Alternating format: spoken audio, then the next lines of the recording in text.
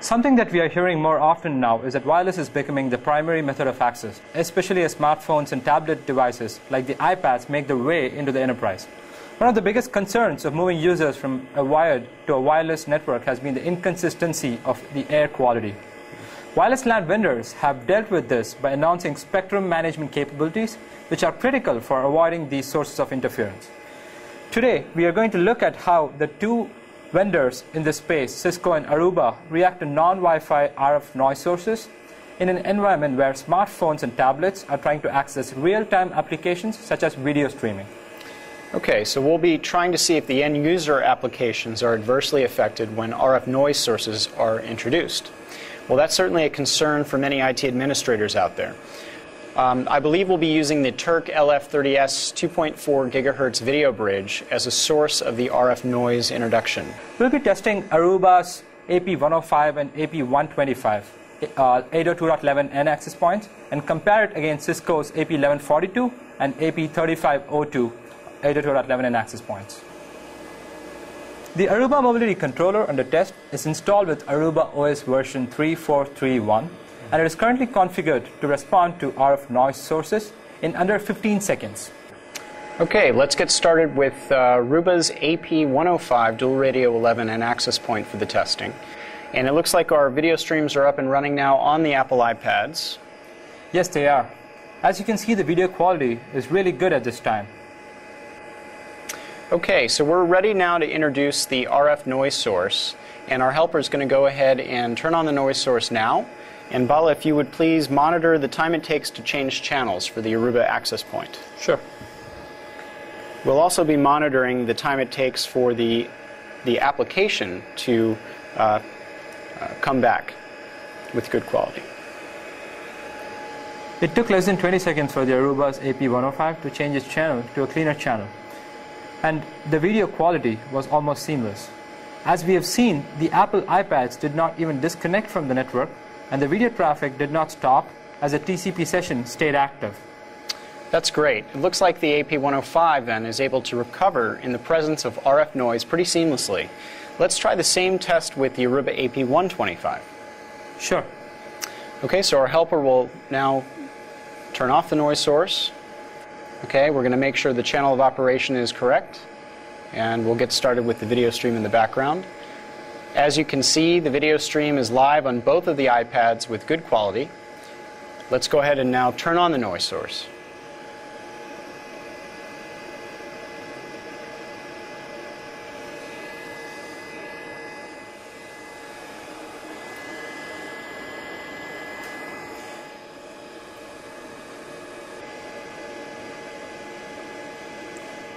Similarly, it took less than 20 seconds for Aruba's AP125 to change its channel to a cleaner channel, and the video quality was seamless.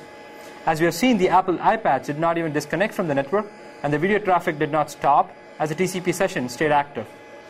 Perfect. It looks like the Aruba access points are capable of reacting to RF noise sources pretty responsively. And this ensures that real-time applications on smartphones, tablets, laptops are not disrupted or adversely affected in any way. Yes, absolutely. Even a bandwidth and latency-sensitive application such as video streaming was able to continue to run on the Aruba wireless LAN in the presence of RF noise in the background. Okay, let's now shift gears a bit and look at the Cisco access points and how they react to RF noise and interference. Can you give us a summary of the Cisco wireless LAN configuration? Sure, sounds good. Let's start with the Cisco AP1142. The Cisco wireless LAN controller under test is installed with version 7098 of software, and it is currently configured with the RRM sensitivity settings to be high, which is the fastest possible setting for a Cisco wireless LAN to detect and change channels. Okay, so it looks like we have the video streams running again on both of the iPads and with good quality. Let's go ahead and turn on the RF noise source again. Our helper will turn on the noise source, and if you could monitor the time it takes for the Cisco APs to adjust.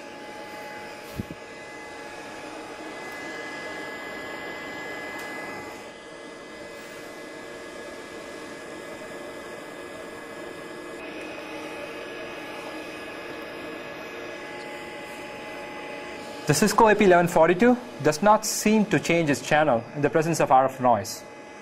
Accordingly, the Apple iPads had to disconnect from the network, and the video traffic stopped as the TCP session was terminated. That is interesting. So the Cisco AP1142 does not react to external non-Wi-Fi noise sources. Is that correct? Yes, that seems to be the case. Okay, it looks like Cisco 1142 is not noise aware. Let's take a look at Cisco's latest generation of 802.11n access points, which is the 3500 series, which are capable of performing spectrum analysis, or otherwise known as Cisco's Clean Air. Okay, now that we have the iPads connected to the Cisco access point and streaming video, let's take a look at the quality. Sure. As you can see, the video stream is perfectly fine. Let's go ahead and turn on our RF noise source.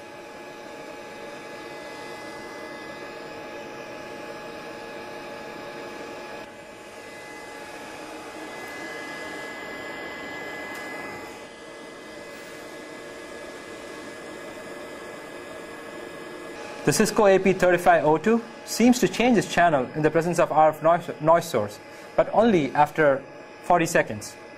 Client connectivity and video streaming recovers, but much slower compared to an Aruba access point.